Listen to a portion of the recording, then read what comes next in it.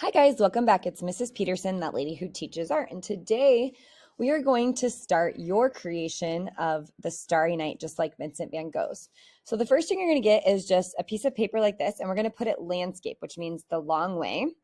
And you just look at both sides. They're both the same, but if there's one that has a smudge on it, that'll be your back.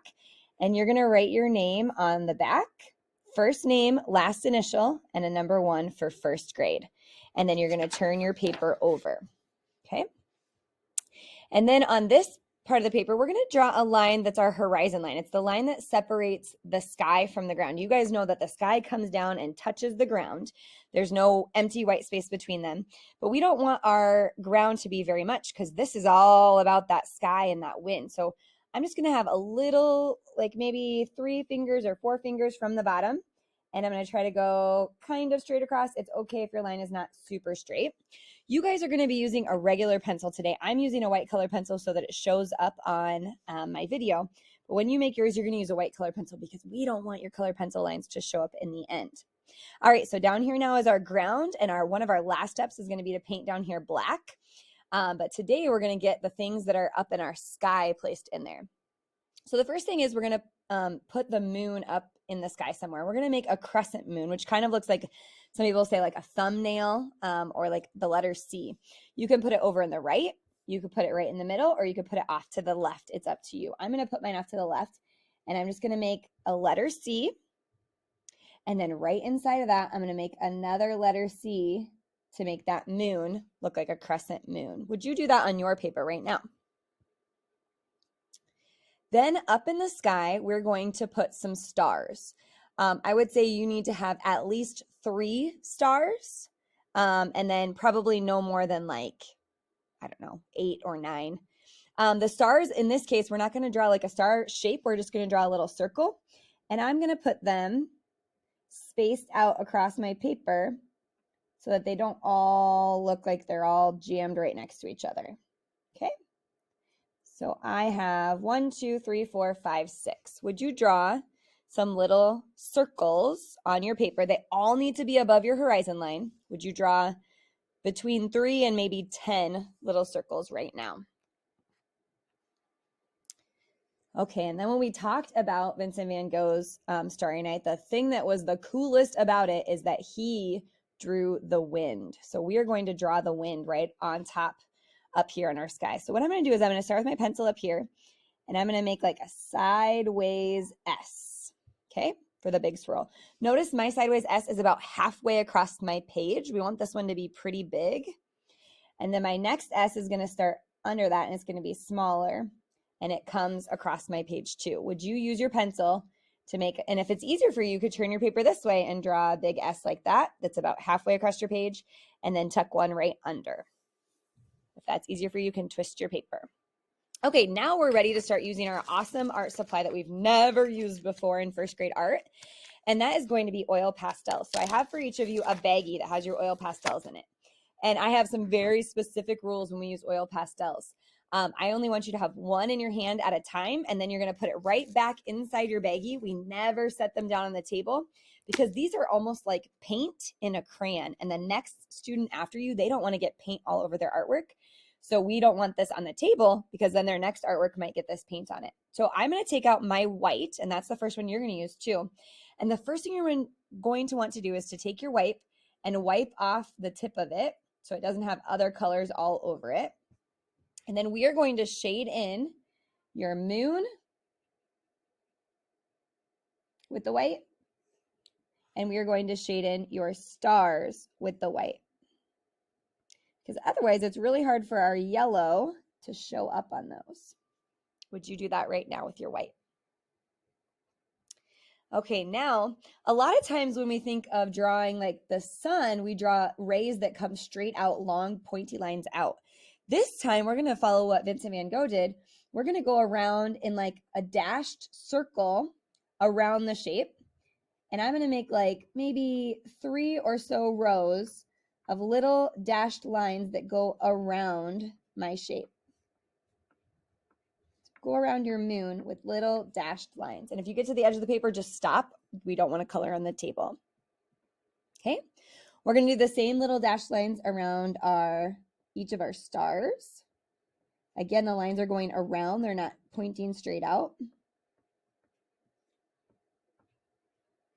Okay, I'm going to do the same thing around this, and it's okay. I'm going to go right over top of my wind. That's just fine. Just want these to look like they're radiating a little bit of light.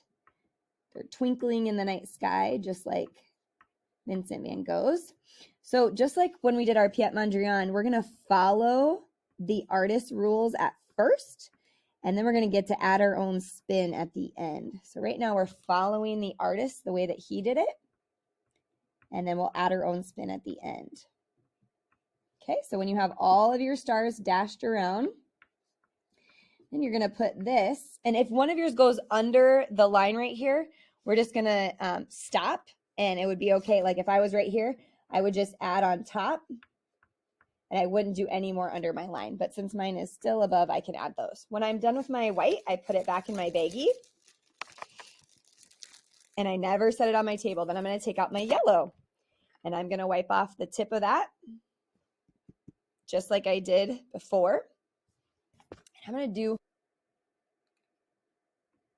and now I'm just going to add some yellow dashes around. I don't have to go right on top of the lines I made before. I can have some white and some yellow. Okay, do that to each of your stars. I'm going to try to hurry up so I can get these directions done for you.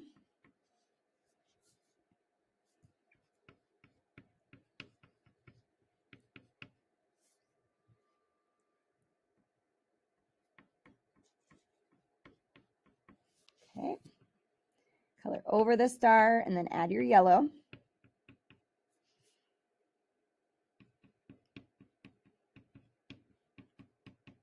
And when you're done with your yellow, just like the white, you're going to put it into your baggie. Never set it on your table. Now, the next part is the funnest part for me. You get to pick any of the colors in your baggie you want. I have light blue, dark blue, yellow, purple, and white for you. And whatever one you're going to use, you're always going to clean off the edge of it. And now we're just going to do dashes by our wind. We're just going to do layer after layer of dashes. Make sure that you're keeping your lines very dashy, little lines.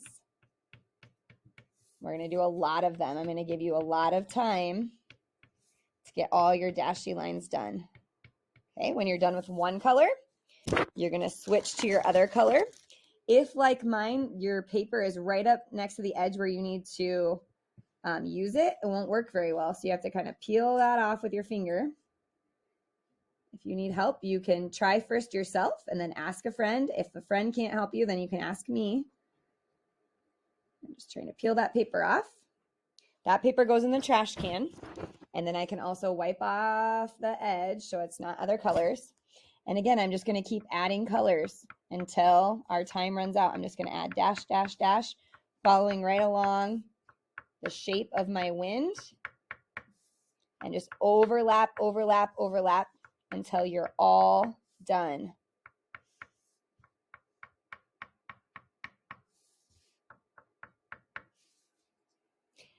All right, you guys, I'm going to speed up the video here. Okay, guys, sorry my video wasn't recording while I did that, but I just added a bunch more layers. I just kept going over it until I ran out of time in class to make my wind look very colorful. Lots of little dashes, and you can even, if one of the colors is your favorite, I really like the blue and the purple. At the end, I went over and I just added way more blue and way more purple to make that really stand out. If those aren't your favorite colors from the bag, you can choose whichever ones you want.